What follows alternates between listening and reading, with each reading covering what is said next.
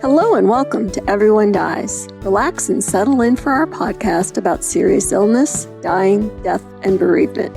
Because even though everyone dies, no one must face it unprepared. I'm Marianne Matzo, a nurse practitioner, and I use my experience from working as a nurse for 48 years to help answer your questions about what happens at the end of life. And I'm Charlie Navarrete, an actor in New York City, and here to offer an every-person viewpoint to our podcast. We're here because we believe that the more you know, the better prepared you are when a crisis hits. Remember, this podcast does not provide medical nor legal advice. Please listen to the complete disclosure at the end of the recording. In the first half, I have the obituary of Nora Keenan and a recipe of the week. In the second half, Charlie is talking about Senator Ben Sasse's life while living with stage 4 pancreatic cancer. And in our third half, I have a poem by Reverend Henry Scott Holland, a clergyman at the University of Oxford. So, Charlie, how are you doing? God, I hate spot quizzes. Fine. The TV's working. The air conditioner's working. Well, in this heat, you need that. This drink is working. So you know what? Everything's working. There we are. I amuse myself. Our recording area is upstairs in a spare bedroom, and I just looked around the curtain, and I see this 120-pound dog stretched out across the guest bedroom bed. And I was like, "What the hell is he doing up there?" Well, as long as it's not Cujo, something that size, yeah, you don't want Cujo. No. And so she's just looking at me like, what? What's the problem? Yeah, what? We're supposed to be in bed now, and since we're not, I'll use the guest bedroom. Yes. Dogs. Gotta love them. Our recipe this week is Going, Going, Gone, otherwise known as Disappearing Dip. And it will be the first covered dish to be eaten at your next funeral lunch. There is a bit of a Southwestern flavor with a holy trinity of cream cheese, sour cream, and mayonnaise to make it heavenly creamy. Top it with cheddar cheese, bake, scoop, and delicioso. Our obituary this week is of Nora Patricia Keenan, age 56. Who died February 14th, 2026, from complications related to colorectal cancer. Nora had this to say about herself in writing her own obituary. I lived several lives, sometimes before lunch. I was the yin and the yang, often in the same room, occasionally in the same argument. I arrived as a free spirit, allergic to rules, and deeply suspicious of authority, especially when it was correct. For a number of years, I was also a drug addict. Not the glamorous kind you see in movies, but the repetitive, exhausting, unphotogenic kind. I tested the theory that you can outrun yourself. You can't. Eventually, I got clean, which surprised everyone, including me. That's when I rejoined the human race and was cautiously readmitted into my family, like a cat that had been missing too long to fully trust. I could be self-centered. I could be generous, sometimes in the same afternoon. I had strong opinions, flexible boundaries, and an impressive capacity for both love and poor decisions. I made messes. I cleaned some of them up. Others I left as character-building exercises for those around me. I was not easy. I was not simple. I was not boring. If you knew me early, you might remember chaos. If you knew me later, you might remember growth. If you knew me well, you knew both showed up unannounced. I learned that being good isn't about being spotless. It's about being honest and sticking around long enough to do better. I hope somewhere in all that living, relapsing, recovering, loving, failing, returning, and trying again, I made a difference. Even a small one counts, especially the small ones. they tend to last longer. I lived hard, learned late, loved imperfectly, and showed up anyway. That will have to be enough. Please go to our webpage for this week's recipe and additional resources for this program. We'd like to ask you for your financial support. Every little bit, and yes, the big bits too, help us remain available to everyone at no cost. Your tax-deductible gift will go directly to supporting our nonprofit journalism. Please donate at www.everyonedies.org or at our site on Patreon under Everyone Dies. Charlie? Thanks, Marianne. For our second half. Despite the trauma to his body, Ben Sasse prefers to push on. As F. Scott Fitzgerald wrote at the end of The Great Gatsby, boats against the currents, borne back ceaselessly into the past.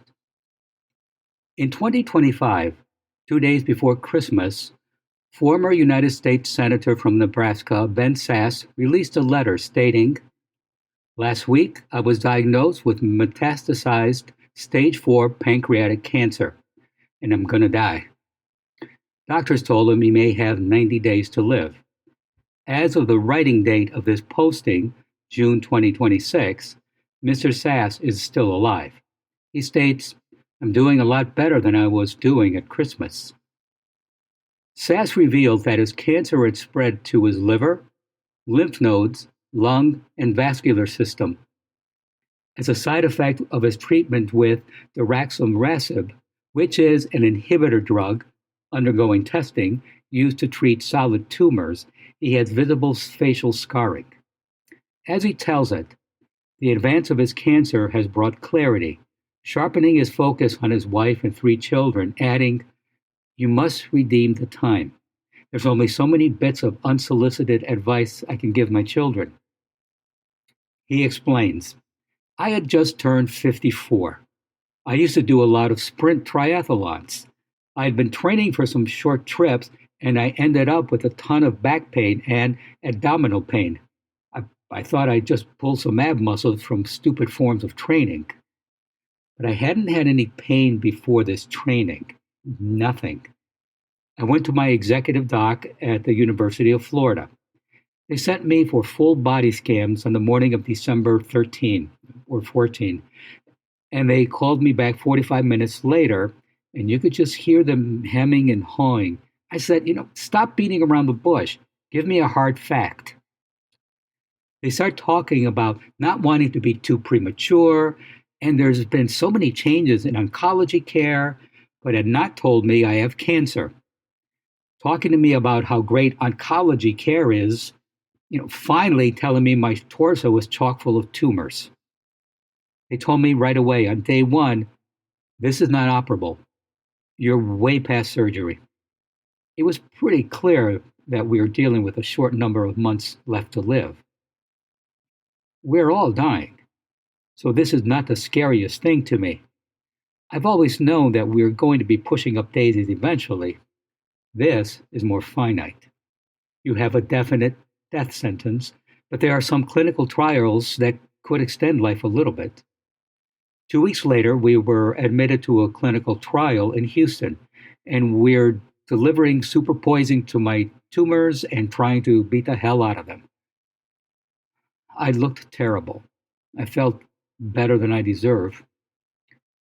I have a really good hospice doc. I'm not dying right now, but I'm well in the category that you can be in one of those end-of-life moments. When you go talk to a docs, especially those that don't have the greatest bedside manner, they like to talk about their specialty, or they like to get you off the issue you're talking about so they can talk again.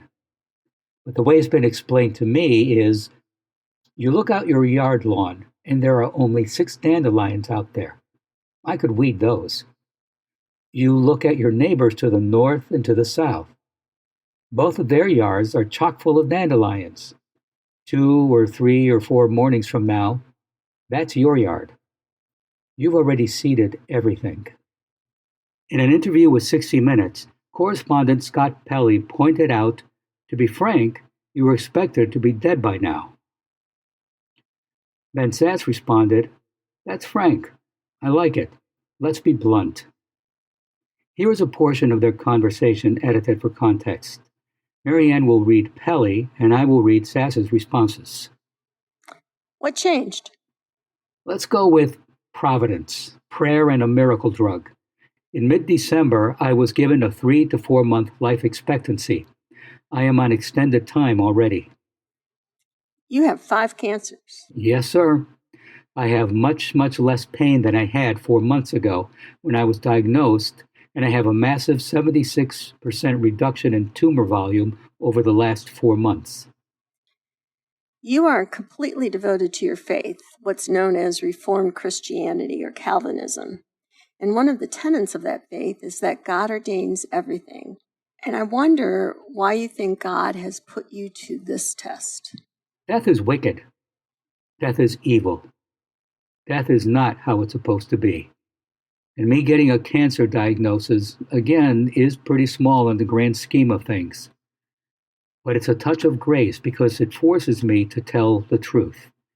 And the lie I want to tell myself is that I'm the center of everything, and I'm going to be around forever, that I can atone for my own brokenness. I can't. And so I hate cancer. But I'm also grateful for it. I tell a lot more truth to myself than I used to when I thought I was super omnicompetent and interesting. I make no comparison to what you're going through, but there was a moment on 9/11 at the World Trade Center that I knew I was dead. And in that lightning flash of an instant, the only thing that crossed my mind was leaving my family behind. And I wonder how you reconcile that. Yeah, I am incredibly blessed. My wife, Melissa, we've been married 31 years. We're going to be apart for a time. But she's tough and gritty and theologically rooted, and she's going to be fine. My daughters are 24 and 22, and they're extraordinary. I want to walk them down the aisle when they get married. It's not likely to be. My son, he's a decade younger than his big sisters. He's 14, and he's going to be fine. He'll have other wise men and women to put a hand on his shoulder. But I'm super bummed to not be there. Mr. Sasse started a podcast titled Not Dead Yet. You will find a link to the first episode in our show notes. Thank you, Charlie. For our third half, we have a poem by Reverend Henry Scott Holland called Death is Nothing at All.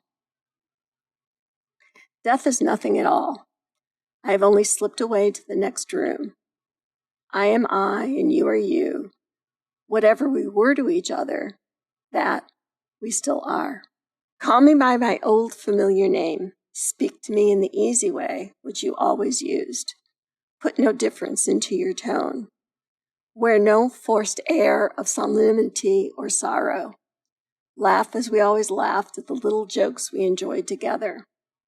Play, smile, think of me. Pray for me. Let my name be ever the household word that it always was. Let it be spoken without effect, without the trace of a shadow on it. Life means all that it has ever meant. It is the same that it was always ever was. There is absolute unbroken continuity. Why should I be out of mind because I am out of sight? I am but waiting for you, for an interval, somewhere, very near, just around the corner. All is well. Please stay tuned for the continuing saga of Everyone Dies, and thank you for listening. You can find more episodes on Spotify, Apple Podcasts, or your favorite podcast app. Follow and subscribe to the show. Share it with someone today. This is Charlie Navarrete, and from former U.S. Senator Ben Sasse of Nebraska, death is a wicked thief. It's an enemy, but it's pretty great that it's the last enemy. And I'm Marianne Matzo, and we'll see you next week. Remember, every day is a gift. This podcast does not provide medical advice. All discussion on this podcast, such as treatments, dosages, outcomes, charts, patient profiles, advice, messages, and any other discussion are for informational purposes only and are not a substitute for professional medical advice or treatment. Always seek the advice of your primary care practitioner or other qualified health providers with any questions that you may have regarding your health. Never disregard professional medical advice or delay in seeking it because of something you have heard from this podcast. If you think you may have a medical emergency, call your doctor or 911 immediately.